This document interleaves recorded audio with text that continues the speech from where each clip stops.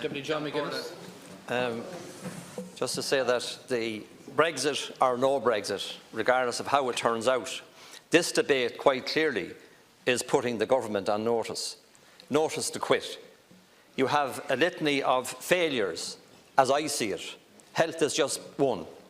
Having a notice of no confidence in Minister Harris should be actually a notice of no confidence in the government itself. Because each and every one of the departments that you preside over have at one stage or another unfulfilled promises, overspend and poor management. And behind Minister Harris and the Department of Health are all of the officials that were engaged in this. And they have turned around to the Oireachtas committees and have told us they will not appear before us. And you allow that to happen. And I suppose by extension, we allow that to happen. There are those of us in this party, on this side of the House, and indeed within the ranks and in the general public, that want us to pull the plug.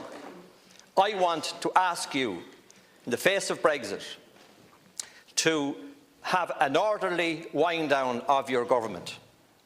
You're a total failure in what you have done. A total failure. And I would be supporting a vote of no confidence in the government itself.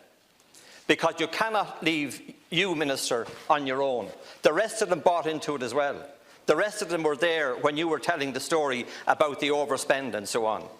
And what's forgotten in this debate is not the national sabotage as described here. It's the sabotage of people's rights. The right to a home. The right not to have your house repossessed by a vulture fund.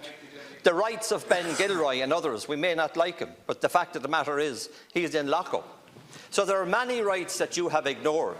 And for example, you say that you are the party of accountability.